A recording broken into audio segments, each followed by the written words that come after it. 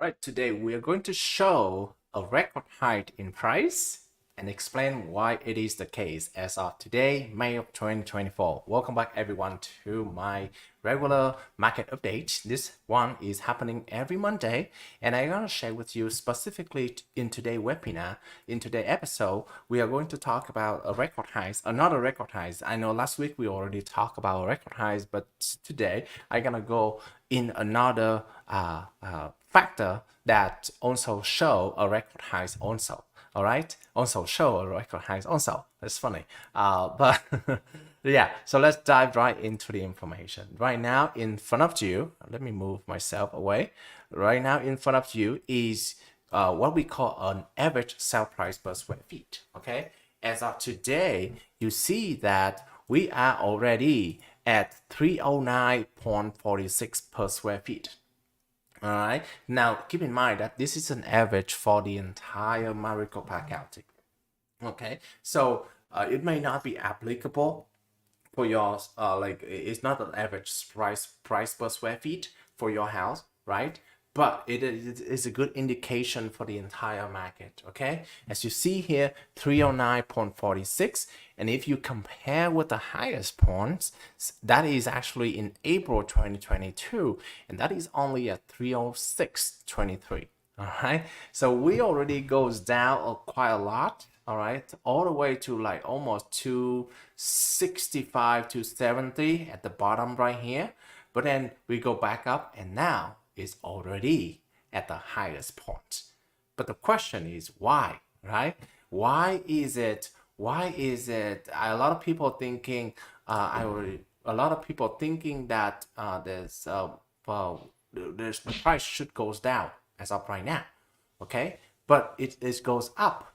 Why is that the case? Because obviously a lot of people thinking that the price is not it cannot continue going up forever, and then because of the interest rate so high, the price supposed to go down, right? So that raised the question why the price keep going up.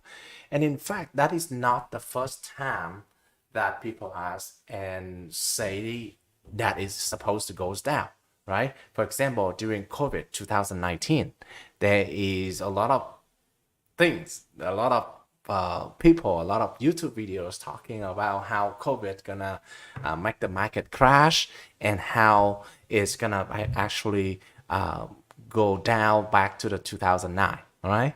And then in 2020, when there is a lot of people thinking about buying a house because of such a low interest rate, a lot of people also thinking because of the competition, it's gonna crash the market in 2020, right? And again, when the forbearance gone, right?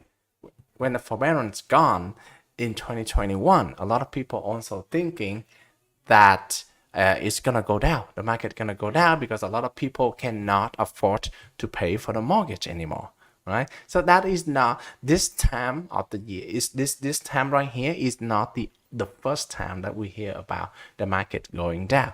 In fact, we hear a lot in 2018, 2019, 2020, and 2021 already. The question is that why, right? Because of the supply, okay? Because when a lot of people thinking that the price gonna go down because there's no such of the demand on the market, people tend to forget another equation, another factor that contribute to the price is the supply, the available of houses on the market. Okay, and because it's such a low inventory during 2019, 2020, and 21, it keep the price going up like this. Okay. So what happening now? A lot of people thinking what happening now. So that is actually the next information I want to share with you as of right now. The chart on the right is actually the active listing number, of the as of right now, right? And as you see here, in the first period here, I kind of skip a lot, right? I want to do the long term. If you see here from 2013 to all the way to like May of 2022, right? The prices keep going up, because in general, we see that the number of active listing goes down. As the number of active supply goes down, even though during the period of 2019, maybe there's a demand, there's a low of the demand, right? Due to COVID, because there's such a low inventory during this period right here, the price keep going up. All right, the price keep going up.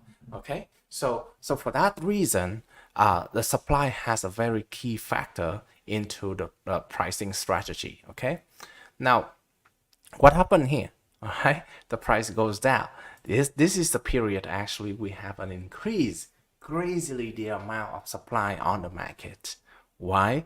Because at that time, remember during May of 2022, that is actually the time when interest rate crazily go high, almost about around 7% from 5%, right? So this create a lot of shock to the buyer. It dropped the demand.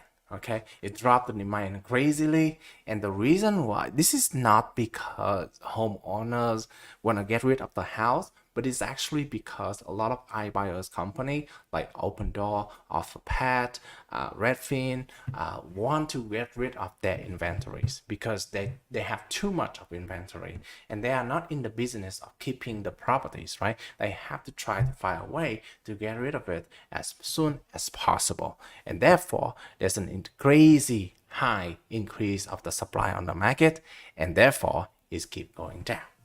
Okay, and therefore the price goes down, and then after that, when the supplies like no longer have the supply of the iBuyer company, the price actually goes up. Okay, so that show to you, based on those two examples, that show to you that not only the demand has a contribution to the price, is also the supply, and that is the thing that most of the people forget. They always think, okay, if the demand goes low, the price has to drop. It's only half correct, right? If the demand goes low and the supply also go low, right? Think about this. If you have 10 houses on the market, right? And then there are 10 people buying houses on the market as well. So on average, one person gonna have one house, right? Now, if let's say if the demand goes down to 5, okay, 50% of the market, right? That's gonna causing the problem for the 10 houses listed on the market, because right now each of the buyers have 2 houses to choose from, right? So there's a competition right there. But what if the listing, the number of houses also drop 50%? So now we come back to the original ratio, one person, one house. So there's no longer a oversupply anymore, and therefore the price gonna keep either the same or even higher because of the appreciation. Okay, so what happened right now?